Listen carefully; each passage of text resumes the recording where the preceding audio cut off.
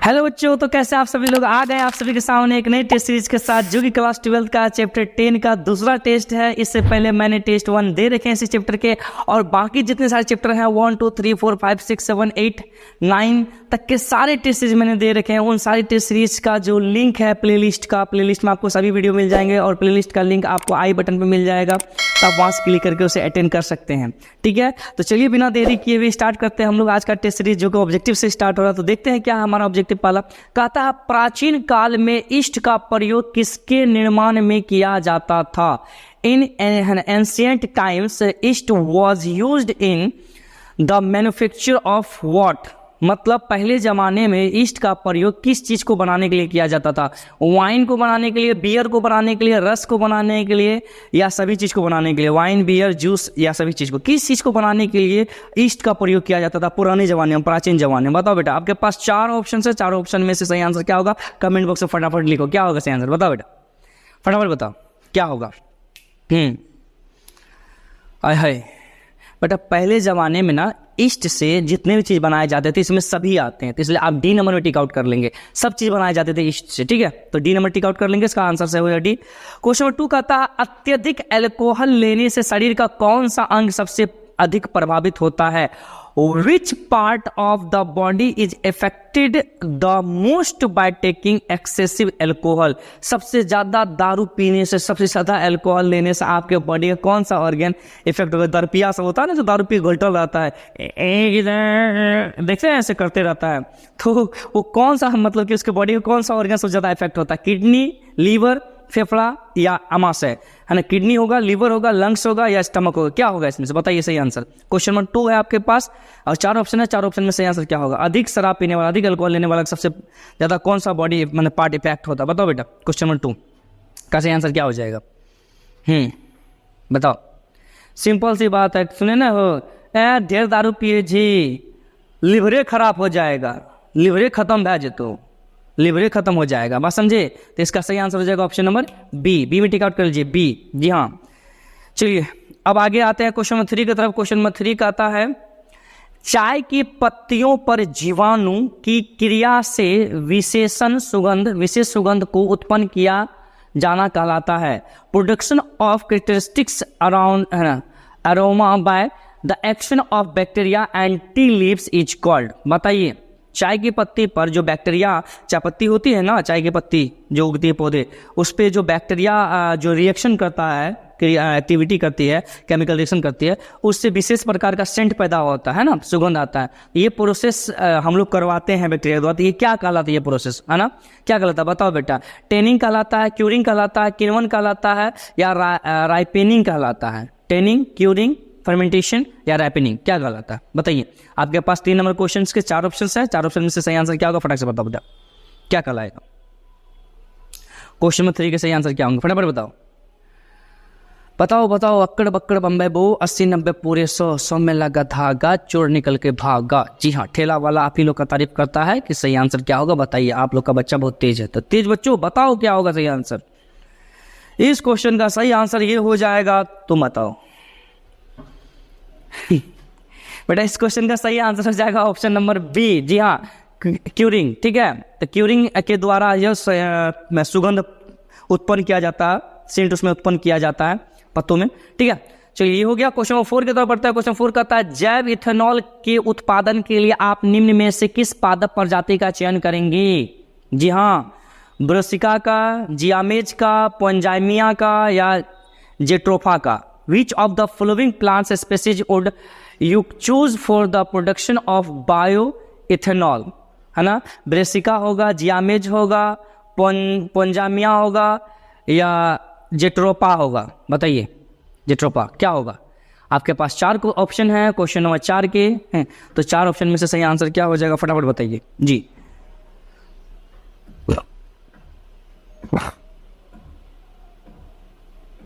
क्या होगा सही आंसर? फटाफट बताइए। क्वेश्चन नंबर 4 के सही आंसर हो जाएंगे ऑप्शन नंबर, चलो बताते हैं, डी। जी हाँ, डी होगा, जेट्रोफा होगा।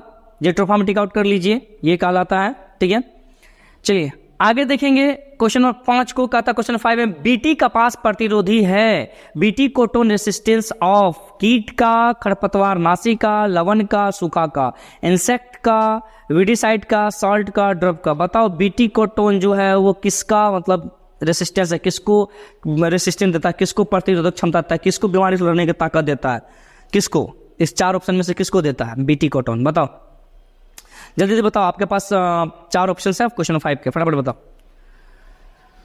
किससे लड़ने की क्षमता देता है, किसके खिलाफ लड़ता है, बताएं। इस क्वेश्चन का सही आंसर हो जाएगा ऑप्शन नंबर ए। बेटा ए में टिक आउट कर लो, कीट का, कीड़ा का, इंसेक्ट का। जी हाँ, उससे लड़ने की क्षमता दे, मतलब पौधों में क्षमता देता है कीड़े से लड़ने, कीड़ा से वो नहीं, कीड़ा उस पर अटैक नहीं करेगा, ठीक है, पौधों में। चलिए क्वेश्चन नंबर 6 की तरफ बढ़ता है, कहता है जैव सक्रिय अणु साइक्लोस्पोरिन ए को बनाया जाता है। The bioactive molecule cyclosporin A is made from. Cyclosporin A एक प्रकार का बायोएक्टिव मॉलिक्यूल्स है, जैव सक्रिय अणु है, और इसको क्या चीज से बनाया जाता है बेटा? कवक से बनाया जाता है, ईस्ट से बनाया जाता है, जीवाणु से बनाया जाता है, या विषाणु से बनाया जाता है? फंगस से बनाया जाता है, ईस्ट से बनाया जाता है, बैक्टीरिया से या वायरस से? चारों में से किसके द्वारा बनाया जाता है? फटाफट आंसर दो जी, दीजिए सही आंसर। क्या होगा इसका सही आंसर? चलिए बोलिए, क्वेश्चन नंबर 6 के सही आंसर क्या हो जाएंगे? क्या होगा? अक्कड़ बक्कड़ बम्बे बो 80 90 पूरे 100 में लगा धागा, चोर निकल के भागा, मैंने खाया। अच्छा जल्दी बोलो फटाफट, यार बोलो नहीं यार, गजब हो तुम लोग यार, कमाल करते हो। बोलो सही आंसर क्या होगा इसका फटाफट। 4 ऑप्शन है ना, सही आंसर कोई एक होगा ना। क्वेश्चन में कितना 6 है ना, 6 का सही आंसर हो जाएगा क्या? बी नंबर टिकार करो, ईस्ट। जी हाँ, ईस्ट से उत्पन्न किया जाता है, इसको याद ही कर लेना इसको भैया। चलिए क्वेश्चन नंबर 7 की तरफ आता है, कहता है हेरोइन किस पादप परिवार से प्राप्त किया जाता है? Heroin is obtain from which plant family? किसी फिल्म इंडस्ट्रीज के फैमिली से नहीं पैदा किया जाता है हेरोइन, है ना। वो हीरोइन है, ये हेरोइन है, ये ड्रग्स है। डॉक्टर की सलाह लीजिएगा तो ठीक है, ना ही अपने मन से लबर लबर करके लीजिएगा तो खत्म, बस समझे। इसीलिए दोनों चीज अलग अलग है। तो ये किस पौधे से लिया जाता है, ठीक है, या किस पौधे के फैमिली से लिया जाता है? लिग्यूमिनोसी, पेपेवरेसी, लिलियेसी या सोलेनेसी? किससे? लिग्यूमिनेसी से, पेपेरेसी से, पेपेवरेसी से, लिलियेसी से या सोलेनेसी से? 4 फैमिली दिया हुआ पौधे का, ये सब फैमिली का नाम है। इसमें कई प्रकार के पौधे पाए जाते हैं, लिलियेसी में कई प्रकार के पाए जाते हैं, सोलेनेसी में कई प्रकार के पौधे पाए जाते हैं। ये सब फैमिली का नाम हुआ पौधा है। तो किस पौधे के फैमिली से आपको क्या कहता है हेरोइन प्राप्त होता है? आपके क्वेश्चन नंबर 7 का 4 ऑप्शन आपके सामने है, बताइए सही आंसर क्या हो जाएगा? हो इस क्वेश्चन का सही आंसर हो जाएगा बेटा पेपरवेरेसी, ठीक है, पेपरवेरेसी हो जाएगा। तो इसमें टिक आउट कर लेंगे बी नंबर में। चलिए क्वेश्चन में 8 की तरफ बढ़ते हैं। क्वेश्चन में 8 का था कोच की अवधारणा किसके लिए सही नहीं है? For whom the concept of coach is not correct. किसके लिए कोच की अवधारणा सही नहीं है? हैजा के लिए, है ना, लिप्रोसी के लिए, टीबी के लिए, डिप्थेरिया के लिए। कोलेरा के लिए, लिप्रोसी के लिए, टीबी के लिए, डिप्थेरिया के लिए। सब 4 बीमारी में से किसके लिए कोच सही नहीं है? कोच का कॉन्सेप्ट इन सभी में किसके लिए सही नहीं है? बताइए। हाय हाय, कोच का जो कॉन्सेप्ट था वो इन 4 में से किसके लिए सही नहीं है? क्वेश्चन में 8 के सही आंसर क्या होंगे फटाफट बताइए। 4 बीमारी में से किसके लिए सही बात नहीं बोला था? बोलो बोलो बोलो, क्या होगा? आय नहीं मालूम। चाय दुकान पे उठक बैठक होता है, सब पूछते हैं। चलो इसका सही आंसर लिख लो, ऑप्शन नंबर बी में टिक आउट कर लो बेटा। 20 का सही आंसर होगा लिप्रोसी। लिप्रोसी के लिए कोच का नियम काम नहीं करेगा, ठीक है। क्वेश्चन नंबर 9 का था दही बनाने में भाग लेने वाले बैक्टीरिया हैं। दही बनाने में भाग लेने वाले क्लास 5 से पढ़ते आ रहे हो, 5 क्लास जानते आ रहे होगे। बताओ इसका आंसर तो हम बताने वाले हैं नहीं, तुम बताओगे, है ना। Which bacteria is involve in the making of yoghurt? बताओ जो दही बनता है उसके लिए कौन सा बैक्टीरिया? ब्लूबेरिकस या लैक्टोबैसिलस थर्मोफिलस या स्ट्रेप्टोकोकस या ए एंड सी दोनों? बताओ कौन सा सही आंसर होगा? जी जी जी, क्या होगा? अब तो फंस गया मुन्ना, ए और बी में लैक्टोबैसिलस दोनों में है, अब यहाँ पे नाम चेंज है। बताओ क्या होगा सही आंसर? फंस गए हो, बताओ क्या होगा सही आंसर? क्वेश्चन नंबर 9 फटाफट बताओ मेरा क्वेश्चन नंबर 9 का सही आंसर हो जाएगा ऑप्शन नंबर डी में टिक आउट कर लो, बोथ ए एंड सी। ए में क्या है, लैक्टोबैसिलस है ना, बुल्गोरिकस, और सी में क्या आंसर है, स्ट्रेप्टोकोकस। ये दोनों से बनाया जाता है योगर्ट, ठीक है जी हाँ।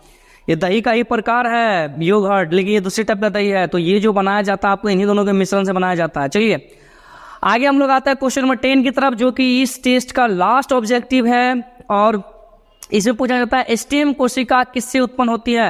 What do stem cells originate from, है ना। स्टेम कोशिका कहाँ से उत्पन्न किया जाता है, किधर से होता है डेवलप, है ना। गर्भनाल से, गर्भाशय शिशु के यकृत से, या क्या कहता है अस्थि मज्जा से, सभी से, है ना। अम्बिकल कोड से, लीवर ऑफ एस्टुबोर्नेस से, या क्या कहता है फ्रॉम बोन मैरो से, या ऑल से। आपके पास 4 ऑप्शन है। 4 ऑप्शन में से आप ये बता दीजिए कि जो स्टेम सेल है वो कहाँ से डेवलप होता है बच्चों में, या हम लोग के शरीर में जो स्टेम सेल है वो कहाँ से सबसे पहले डेवलप हुआ था। बताओ बेटा, फटाफट बताओ। 4 ऑप्शन है आपके सामने, 4 ऑप्शन में से सही आंसर क्या होगा, फटाफट बताओ। क्वेश्चन नंबर 10 का सही आंसर क्या हो जाएगा, चटाक से बताओ, फटाक से बताओ,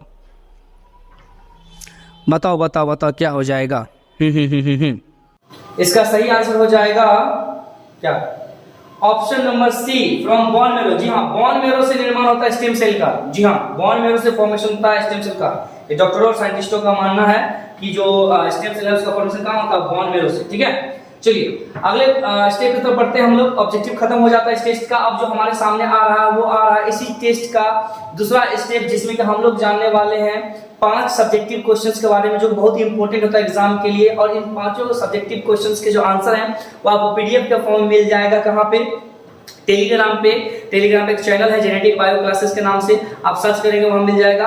और उसका लिंक आपको इसी वीडियो के कमेंट बॉक्स में मिल जाएगा, तो वहां क्लिक करके आप उसे लिख सकते हैं। तो चलिए हम लोग क्वेश्चन को एक्सप्लेन कर लेते हैं। क्वेश्चन क्या कहता है, क्वेश्चन नंबर 1 कहता है मारक टी कोशिकाएं किस प्रकार कार्य करती है। How do killer T cell work, killer T cell कैसे काम करता है, इसके बारे में किलर टी सेल के बारे में आपसे पूछा जा रहा है, ठीक है। दूसरा क्वेश्चन कहता है सूक्ष्म जीवों का प्रयोग ऊर्जा के स्रोत के रूप में भी किया जा सकता है, यदि हाँ तो किस प्रकार इस पर विचार करें। जी हाँ, micro organism can also be used as source of energy, if yes how to consider it. बताइए कि माइक्रो ऑर्गेनिज्म का यूज ऊर्जा के एनर्जी के लिए भी कर सकते हैं, अगर हाँ कर सकते हैं तो कैसे कर सकते हैं उसी बारे में बताना।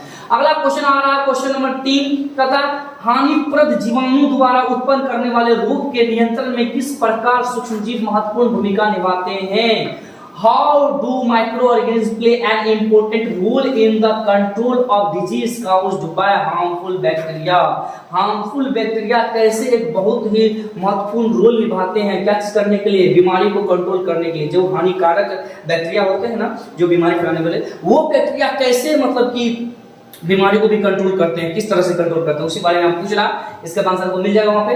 अब क्वेश्चन नंबर 4 कहता है प्राथमिक तथा द्वितीयक वहित मल उपचार के बीच में पाए जाने वाले मुख्य अंतर कौन कौन से हैं। What are the main difference between primary and secondary sewage treatment. बताओ बेटा, प्राथमिक और द्वितीयक सीवेज ट्रीटमेंट जो है, प्राइमरी और सेकेंडरी सीवेज ट्रीटमेंट जो है, वहित मल उपचार, पानी के साथ जो गंदगी बह रही, कचरा बह रहा है, उसको ट्रीटमेंट करने के जो क्या उपाय है, मतलब कि दोनों के बीच में क्या अंतर है प्राइमरी और सेकेंडरी ट्रीटमेंट के बीच में, ठीक है। चलिए क्वेश्चन नंबर 5 आ रहा हमारे सामने कहता बीओडी से कैसे पता चलता है कि जल कितना प्रदूषित है। How does BOD tell how polluted the water is. बताओ BOD biological oxygen demand, BOD से कैसे पता चलेगा आपको कि पानी कितना गंदा है, कितना कचरा है, कितना उसमें हार्मफुल है वो, ठीक है। इसके बारे में आपको मिल जाएगा आंसर। अब अगला हमारे सामने जो थर्ड स्टेप आ रहा है इस टेस्ट सीरीज का, वो थर्ड स्टेप में आ रहा है एक लॉन्ग क्वेश्चन, जो कि मैं हर एक टेस्ट सीरीज में देता हूं। एक लॉन्ग क्वेश्चन 5 मार्क्स का, जो कि बड़ा मजेदार होता है और ये एग्जाम में बहुत ही इंपॉर्टेंट क्वेश्चन के रोल पे आता है, ठीक है। तो चलिए इसको जान लेते हैं क्या होता है। सूक्ष्म जीव मानव कल्याण के लिए आवश्यक है कैसे। Micro organism are essential for human welfare. How, है ना, मानव जो है, मानव के लिए सूक्ष्म जीव इंपॉर्टेंट है, कैसे इंपॉर्टेंट है। तो मैंने ऊपर जितने सारी चीज बता रखे हैं, इससे पहले जैसे जो बता रखा है, ठीक है, वहां पे सभी का आंसर आराम से मिल जाएगा और देखेंगे तो आराम से। वैसे भी आपको पीडीएफ में मिलने वाला है कि माइक्रो ऑर्गेनिज्म का इंसान के बेनिफिट के लिए क्या उपयोग है, ठीक है। तो आज के टेस्ट सीरीज में यही तक रहते हैं, फिर मिलेंगे नेक्स्ट टेस्ट सीरीज में अगले वीडियो के साथ। तब तक के लिए थैंक यू।